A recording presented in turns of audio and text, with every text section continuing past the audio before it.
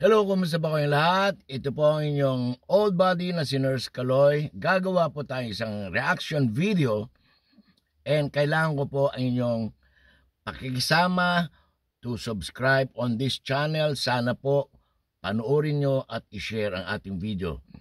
Ang kasong aking tatalakayin ngayon ay yung kay Alice Guo.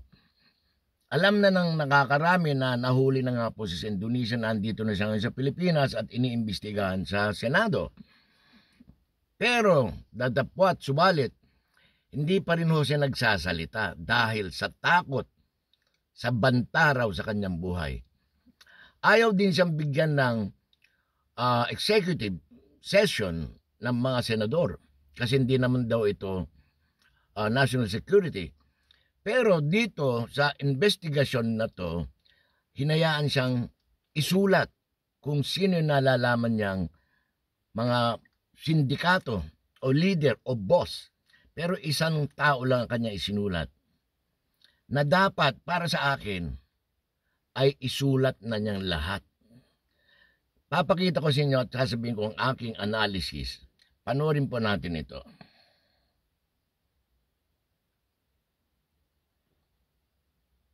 Lang po sana ako ng malaking tulong po sa inyo na isusulat ko po pero huwag niyo po Sige. Okay, Isulat mo sige. na. Sulat mo na.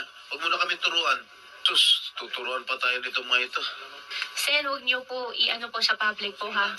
Huwag niyo kaming uutusan, Miss Alice. Pasensya na po. Nag-file ba siya ng police report dito sa kanyang death threat? Ayun po, yung sinabi ko kanina, isa lang po ang sinulat ni Alice. At yun ay yung kanyang boss na Chinese o Taiwanese national na nakalabas na sa Pilipinas. Pero maraming mga haka-haka na maraming involved na mga politicians at malalaking tao dito sa ating gobyerno. Ngayon, may papakita ko sa inyo kasi sinabihan siya na secured daw at safe siya sa Camp Crame Custodial ng PNP kung saan si Leila de Lima ay nakulong noon. Ang pangamba ni Alice ay delikado. Kasi ang sindikato magagawa lahat ang dapat kanilang hakbang para gurgurin itong si Alice. Pakinggan niyo po ito aking isusunod na video. Diyan sa Krame at kamusta ang senadora?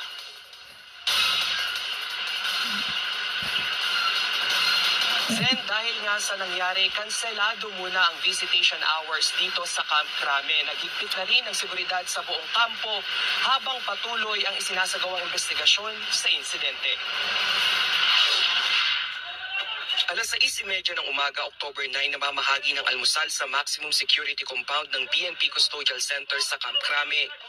Ayon kay Interior Secretary Benhur Abalos, sa paglapit ni Police Corporal Roger Agustin sa tatlong inmates na sina Abdul Jihad Idang Susukan alias Abu Jihad, Arnel Cabintoy alias Abu Musab at Feliciano Sulayo Jr. alias Abu Muslim, sinaksak ng isa sa kanila ang pulis gamit ang tinidor.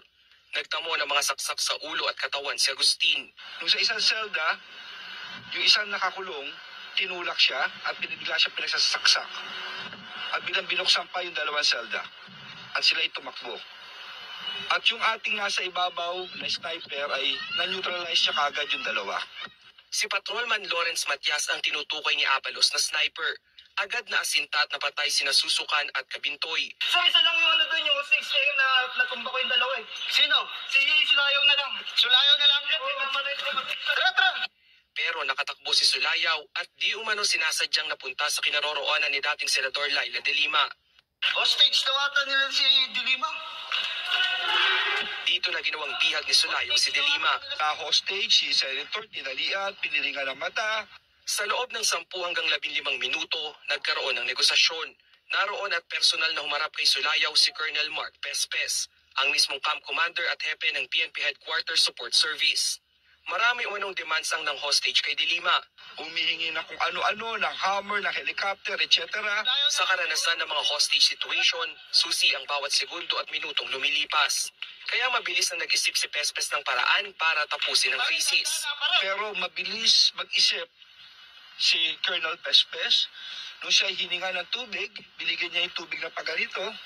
Pagbigyan niya ng tubig, ito yung kanyang kanang kamay. Binalo niya sa ulo. Dead on the spot si Sulayaw. Pero isa Okay po.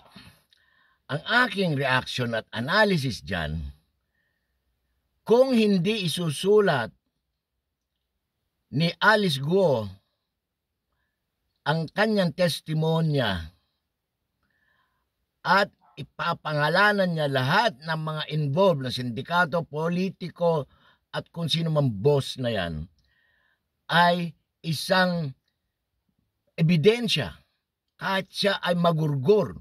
Dahil sa kanyang kalagayan ngayon, sinasabi ni na Risa Antivero na secured at safe daw siya sa Camp Crame. Tandaan nyo, yung nangyari kay Dilima noong nakaraang taon, maraming balibalita na ito ay isang stage o isang palabas o moro-moro. Kaya delikado pa rin si Alice Guo. Ako wala akong pakialam sa kanya kung talagang guilty siya. Pero dapat ilabas niya, pangalanan niya, isulat niya lahat ng mga involved dito sa pogo na to, mataas man o kung sino ka man Herodes. Isa pa, wag natin lalahatin, pero tignan nyo ang nangyari kay Albuera Mayor ng Leyte. Sumurrender sa Senado, ikinulong sa Albuera, pero siya ay pinatay dahil siya raw ay may baril at shabu at nanlaban. Okay? At ngayon, merong isang kaso na iniimbestigan dyan sa Senado at saka sa Kongreso. 3 Chinese na drug lord daw ay ginurgor, itinumba sa selda mismo ng 2 inmates. At ngayon nga po ay lumalabas na ito ay planado ng mga matataas na kapulisan. At itinuturo nga po ang dating Pangulo. Kayo po, sa palagay nyo, dapat nga bang isulat na lang ni Alice Guo ang kanyang nalalaman bago siya magurgur o matumba o matigok? Kasi sayang ang oras at panahon, ang pera. Hearing sila ng hearing ng hearing. Walang pag-amin. Kaya dapat ikulong na yan at si Alice Guo ay isulat na lang niya. Kung ayaw niya rin lang gawing public, sulat na lang. Yun lang ay para sa akin. Para sa kalutasan ng mga sindikatong illegal na pogo. Yun lang po, maraming salamat. Please like and subscribe.